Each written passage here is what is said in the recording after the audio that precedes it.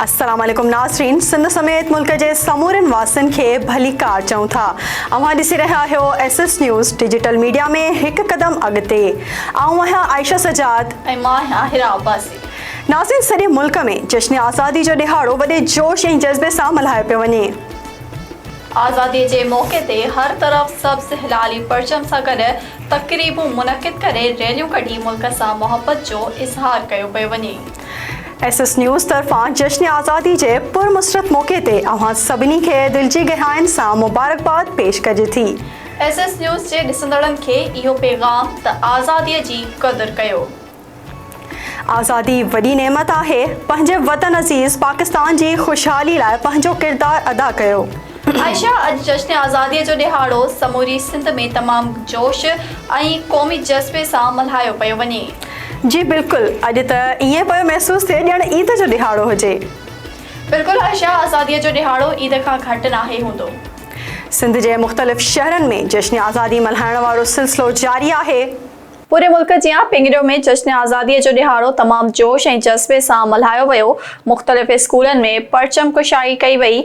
Public higher secondary school ऐं government boys high school पिंगरियो में धार धार परचम कुशाई करे धार धार रैलियूं कढियूं वयूं, जेके मुख़्तलिफ़ चौकनि खां थींदे प्रेस क्लब पिंगरियो पहुतियूं, जिते स्कूली शागिर्दनि क़ौमी गीतनि ते रक़्स कया ऐं तक़रीरूं पिण कयूं। नाज़रीन, बदीन में जश्न आज़ादीअ जे ॾिहाड़े जे हवाले सां जिमखाना हाल, म्यूनिसिपल कमेटी ऐं ज़िले काउंसिल हाल समेत थैलेसीमिया सेंटर में अलॻि अलॻि प्रोग्राम रखिया विया। वधीक तफ़सील लाइ ॾिसूं था इमरान अब्बास जी ही तफ़सीली रिपोर्ट। बदीन में जश्न आज़ादी के ॾिहाड़े जी मुनासिबत सां मुख़्तलिफ़ प्रोग्राम रखिया विया। म्यूनिसिपल कमेटी बदीन में चेयरमैन पीर मोहम्मद साले कुरैशी ऐं वाइस चेयरमैन अली अकबर मेमन पारां क़ौमी झंडो फड़काए सलामी पेश कई वई। इन मौके ते उन्हनि जो चवणु हो त तमाम अहले वतन के, तमाम बदीन वासिन के, सभिनी सिंध वासिन के असांजे तरफ़ां जश्न आज़ादी मुबारक हुजे। ये तकरीब म्यूनिसिपल कमेटी बदीन जे तरफ़ां पाकिस्तान जे योम आज़ादी जे हिसाब सां मनाई वई आहे। CMO साहब खां वठी वेंदे आख़िरी वेचारे स्वीपरनि ताईं उन सभिनी खे मुबारकबाद पेश करियां थो।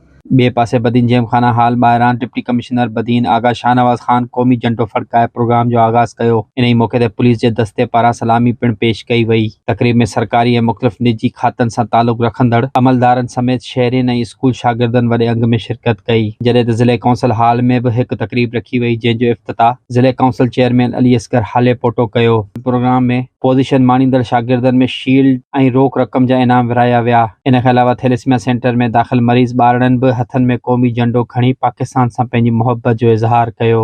इन मौके ते आयल शहर जे मोअज़्ज़िज़ीन पारां ॿारनि में मिठाई पिण तक़सीम कई वई। उते मौजूद डॉक्टर अब्बास अली शाह जो चवणु हो त थैलेसीमिया केयर सेंटर बदीन में इहो ॾींहुं मल्हाइण जो मक़सदु सिर्फ़ु इहो हो त असांजा जेके हे ॿार आहिनि, जेके असांजो मुस्तक़बिल आहिनि, असां पंहिंजी हर ख़ुशी में असां हिननि ॿारनि खे न भुलिजूं। ज़िले बदीन जे हर नंढे वॾे शहर में जश्न आज़ादी जो ॾिहाड़ो क़ौमी जोश जज़्बे सां मल्हायो पियो वञे। Imran Abbas, SS news Badin.